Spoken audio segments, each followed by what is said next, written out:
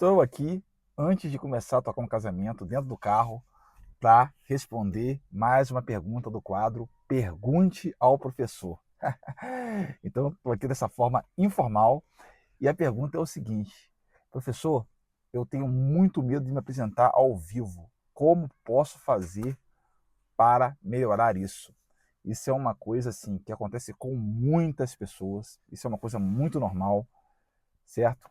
Todo mundo sente vergonha, fica nervoso na hora de se apresentar em algumas situações, né?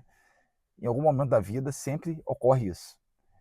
E a forma que você tem de melhorar isso, a primeira forma que eu posso dizer para você é a seguinte: se coloque na situação de se apresentar.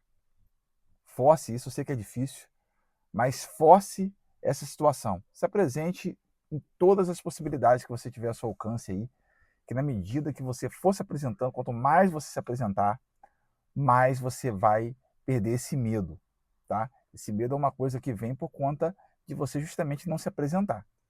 E com o tempo, você vai perceber que isso é uma bobeira, certo? Lógico que vai ter alguns momentos que você ainda vai sentir um friozinho na barriga na hora que você for se apresentar, mas você vai perceber que isso é uma coisa que vai sendo minimizada, certo?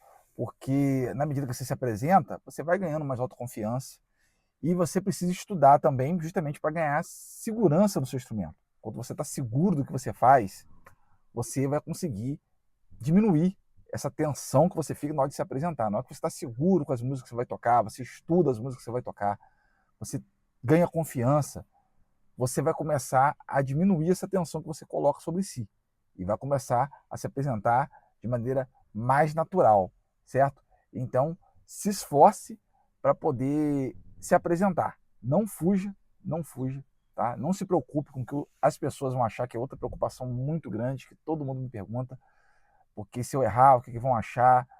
A gente coloca uma importância muito grande na nossa participação em algumas coisas. E na maioria das vezes as pessoas nem estão prestando tanta atenção assim. O que para a gente é um erro mínimo, para algumas pessoas passa desapercebido. Às vezes até um erro grotesco para algumas pessoas passa de forma desapercebida. O músico percebe, né? Mas a maioria das pessoas não percebe. Então você pode ficar tranquilo que o foco não vai estar em você, dependendo do tipo de evento, tipo de apresentação que você for fazer. Então, é muito normal que as pessoas não estejam prestando atenção. Então a gente transforma isso em uma tempestade e na realidade não é. Não é uma tempestade. É uma coisa que vai passar desapercebida. Essa pequena escorregada que você vai dar ali, dizendo assim, e você vai ganhar mais preparo para você ir se aprimorando cada vez mais, certo? Nós músicos, a gente costumamos assim aumentar demais às vezes pequenos erros. Quando a gente vai ouvir a gravação, a gente nem percebe tanto aquilo, né? Um músico assim mais profissional, mas a gente fica, poxa, cometi aquele erro. E com o tempo a gente começa a aprender a lidar com isso. Isso acontece em todos os níveis. Isso que você tem que colocar na sua cabeça. Em todos os níveis. Tira essa coisa que existe o super-herói que não erra. Todo mundo erra. Todo mundo erra dentro das devidas proporções de cada nível. Só que o profissional, quanto mais habilidoso ele é, ele consegue disfarçar esse erro melhor. Ele consegue disfarçar tanto na performance tocando, como também na sua expressão corporal, que é uma coisa muito importante. Não tem nada que deixa tão claro que você cometeu um erro quando você muda a sua face. Você está tocando ali, de repente você faz assim, ou balança a cabeça, ou faz assim, ou faz assim. Entende? Evite esse tipo de expressão. Você tem que acostumar a evitar. Sorria. Errou, sorria. Tinha um grande músico que eu tocava, que eu toquei, na realidade, ele era vivo há um tempo atrás, e ele já não está entre nós. Que quando cometia um erro, ele estava no naipe comigo assim, ele falava assim: passado, passado, passado, já foi, passado, passado. Tipo assim, e realmente, o erro que você cometeu ficou no passado. Pode ser questões de segundos, ficou no passado. Você tem que se concentrar para o que vem depois, o futuro, certo?